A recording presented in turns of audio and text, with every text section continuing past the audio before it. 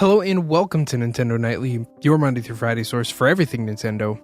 My name is Michael Cottrell, your host, and today on the show, I want to talk about Starfox Grand Prix. This is a game that has been rumored to be developed by Retro Studios, the developers of the previous Metroid Prime trilogy and Donkey Kong Country Returns series, and this news comes off of some Reddit posts and, just some 4chan posts, a whole lot of leaky things that you could discredit take with a little grain of salt. But what's been interesting about this leak in particular is how many websites, big websites like Eurogamer and Kotaku have come out and said, yes, we've heard the same things from our sources, suggesting that it might be true. There's also rumors floating around that one of the games that Retro was working on was canceled, so it's possible that this was just an idea and it'll never surface, but everything seems to be pointing to an E3 reveal for this particular game.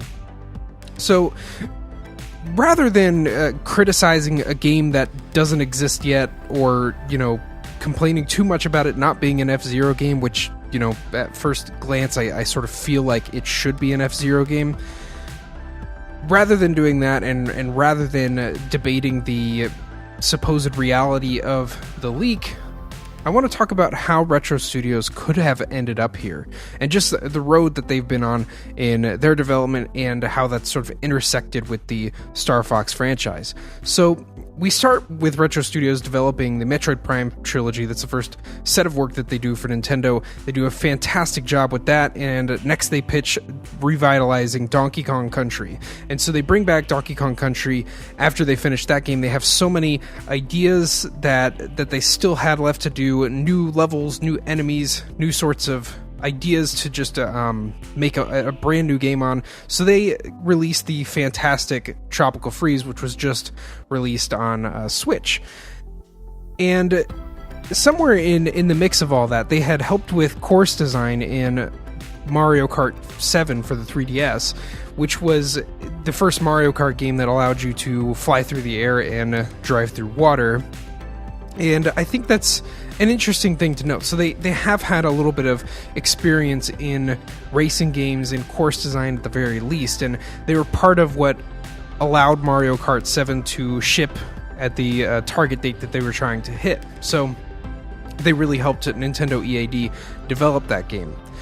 The Star Fox franchise has been on its own path recently.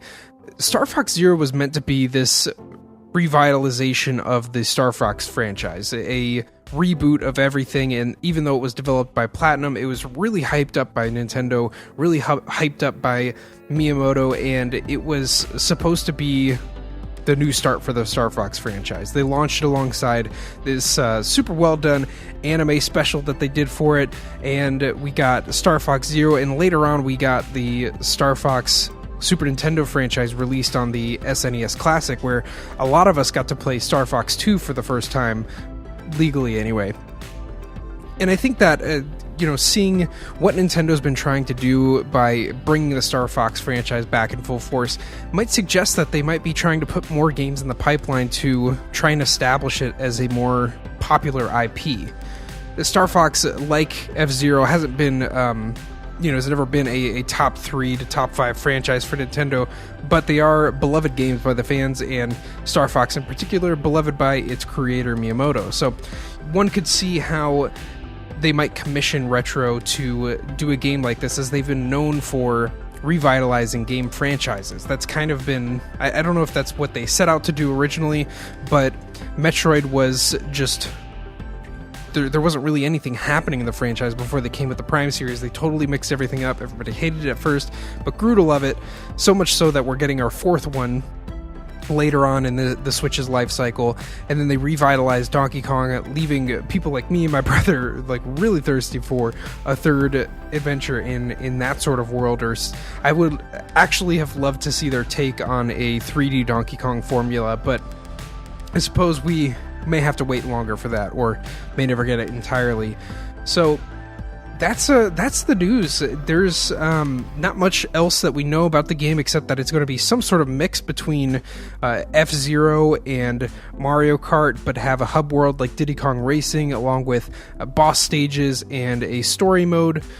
So really, all of this could be speculation. We don't know too many more concrete facts, but I assume we'll hear more at E3, or well, I'll be surprised that it doesn't exist at all. And it'll be fun to catch the ride anyway. So we'll be covering E3, of course, and watching the news like a hawk to deliver it to you. So be sure to check back into the channel. Hit the subscribe button on whatever platform you're listening on if you want to keep up with the latest Nintendo news, reviews, and impressions. I've been your host, Michael Cottrell. Have a fantastic night, day, or morning, whenever you're listening to this. You can listen to it whenever you want. I mean, you know, that's your call. It's your call. I'm up at 11:10 p.m. recording this. I'm quite tired and sweaty. Don't know why I'm sweating, but I am sweating. So it's all much more information than you needed, along with your rumor that may or may not be true. But hey, that's what we're about on this channel, Nintendo Nightly. So I'll see you next time.